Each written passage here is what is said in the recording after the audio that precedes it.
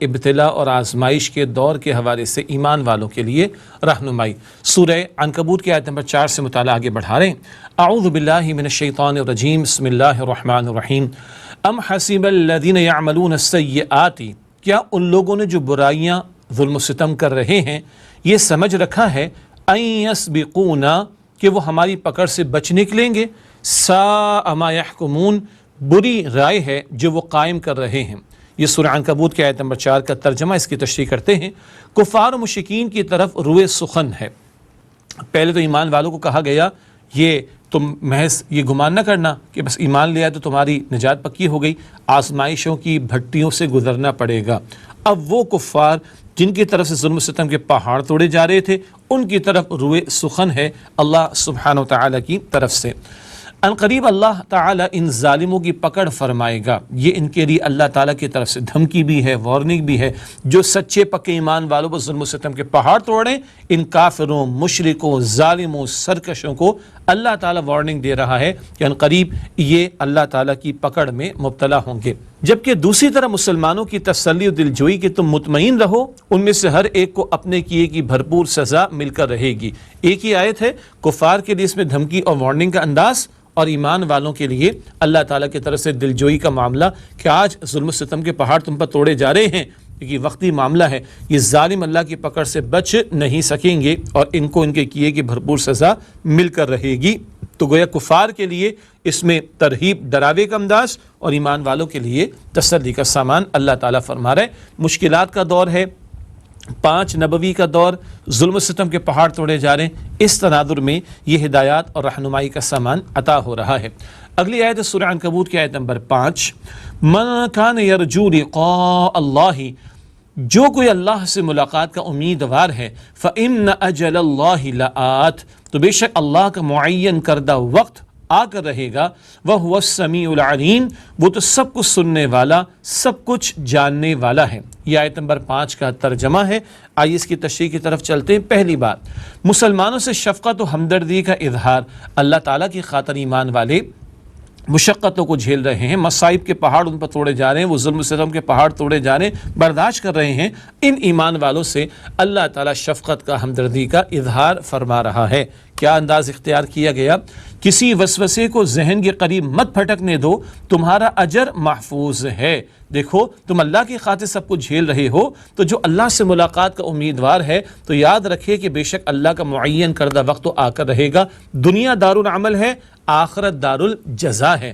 دنیا میں عمل کا موقع ہے، آخرت میں نتائج سامنے آئیں گے، اور اللہ خوب سننے والا، علم رکھنے والا۔ تو پریشان نہ ہونا، کسی شیطانی وسوسے کو قریب پھٹکنے مت دینا، بلکہ یقین رکھنا کہ تمہارا اجر اللہ سبحانہ و تعالیٰ کے ہاں محفوظ ہے۔ وہ خوب سنتا ہے اللہ، وہ خوب جانتا ہے تم پر کیا بیت رہی ہے، وہ اللہ کے علم میں ہے۔ یہ ہے جو اللہ تعالیٰ شفقت کا معاملہ فرما رہا ہے ایمان والوں کے ساتھ۔ اگلی آیت ہے سورہ عنکبوت کی آیت نمبر 6، ارشاد ہوا وَمَن جَاهَدَ، اور جو کوئی جہاد کرتا ہے، فَإِنَّمَا يُجَاهِدُ لِنَفْسِهِ، پس وہ تو جہاد کرتا ہے اپنے ہی لیے۔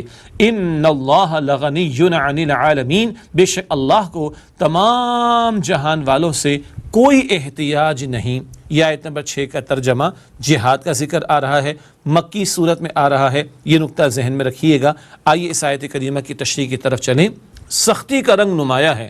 دیکھو یاد رکھو، اگر آج کوئی ایمان لا کر ایمان کے تقاضوں پر عمل کر رہا ہے، اپنے بھلے کے لیے نیک اعمال کر رہا ہے، اپنے فائدے کے لیے، اللہ کو تمہارے عبادات، تمہارے اعمال، تمہاری نیکیوں کی کوئی حاجت نہیں ہے۔ تو یہ کلیئرٹی ایمان والوں کو رہنی چاہیے، اور ایک بندہ مومن کو بھی، کہ وہ اگر محنت کر رہا ہے ایمان لا کر، ایمان کے تقاضوں پر عمل کر رہا ہے، دین کے لیے مستقل محنت کر رہا ہے، دین پر ڈٹا ہوا ہے، مشقتوں کو جھیل رہا ہے، مصائب کو جھیل رہا ہے، تو وہ کسی پر احسان نہیں کر رہا، اپنے ہی بھلے کے لیے وہ یہ سب کچھ کر رہا ہے۔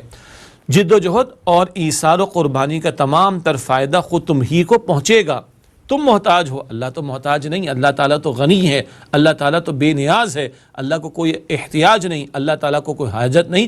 تم محنت کرو گے تمہیں فائدہ ہوگا، تم نیکی کرو گے تمہیں فائدہ ہوگا، تم جہاد کے عمل میں آگے بڑھو گے تمہیں فائدہ ہوگا، تم دین کے لیے محنت کرو گے تمہیں فائدہ ہوگا۔ جی، اللہ کو تمہاری کوئی حاجت نہیں ہے۔ ایک اہم نقطہ اور، جہاد کے حوالے سے ایک بڑا مغالطہ یہ ہے کہ اسے صرف قتال کے معنی میں لے لیا جاتا ہے۔ ہم نے تفصیل سے اسی مطالبات قرآن سیریز میں تیسرے حصے کے اختتام پر جہاد فی سبیل اللہ کے موضوع پر علیحدہ سے کلام کیا تھا، اور ہم نے جانا تھا کہ جہاد جوہد سے کوشش کے معنی میں، جہاد مستقل محنت کا نام ہے، قتال جنگ کے معنی میں آتا ہے، تو جہاد اور قتال کو ہمیشہ برابر سمجھنا درست نہیں ہے۔ یہ تفصیل سے بات ہم کر چکے، اور یہ تو مکی صورت ہے، مکی دور میں تو نبی اکرم علیہ السلام کے دور مبارک میں کوئی جنگ کا موقع پیش نہیں آیا، تو یہاں جہاد کوشش، محنت، جد و جہد اور اسٹرگل کے معنی میں آیا، نہ کہ قتال یعنی جنگ کے معنی میں۔ اگلی آیت ہے سورہ عنکبوت کی آیت نمبر 7، والذین آمنوا، اور وہ لوگ جو ایمان لائے، وعملوا الصالحات، اور جنہوں نے نیک عمل کیے، لنکفرن عنہم سیئاتہم، ہم لازماً ان سے ان کی برائیوں کو دور کر دیں گے، ولنجزینہم احسن الذی کانوا یعملون، اور ہم لازماً ان کے اعمال کا بہترین بدلہ انہیں عطا کریں گے۔ یہ آیت نمبر 7 کا ترجمہ، آئیے تشریح کریں اس کی۔ پہلا نقطہ، اہل ایمان کے اطمینان قلب کی خاطر بڑے تاکیدی اسلوب میں ایک عظیم بشارت، وہ عظیم بشارت کیا ہے کہ جو ایمان لائے اور جنہوں نے نیک اعمال کیے، لنکفرن، شروع میں لام ہے، لام پر زبر ہے، لام تاکید کہتے ہیں، آخر میں نون تشدید والا نون مشدد ہے، اور یہ فعل مضارع ہے، پہلے بھی اس پر کلام ہوتا رہا، تو یہ بڑی تاکید کا اسلوب ہے۔ لنکفرن عنہم سیئاتہم، ہم لازماً ان سے ان کی برائیوں کو دور کر دیں گے، ولنجزینہم احسن الذی کانوا یعملون، اور ہم لازماً ان کے اعمال کا بہترین بدلہ انہیں عطا کریں گے۔ یہ وعدہ کون دے رہا ہے؟ اللہ۔ یہ بشارت کون دے رہا ہے؟ اللہ۔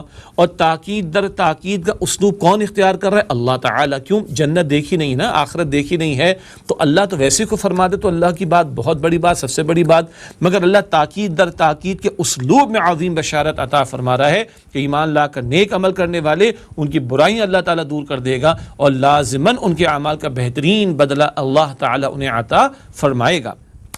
البتہ ایک اہم سوال، یہاں عمل صالح سے کیا مراد ہے؟ آپ اور ہم جانتے ہیں شریعت کے اکثر احکامات تو مدنی دور میں آئے ہیں، زکوٰۃ ہے، روزہ ہے، حج ہے، اور دیگر احکامات، شراب کی ممانعت، جوئے کی ممانعت، سود کی ممانعت اینڈ سو آن، بہت سارے احکامات شریعت مدنی دور میں نازل ہوئے۔ تو مکی دور میں عمل صالح، نیک اعمال سے کیا مراد؟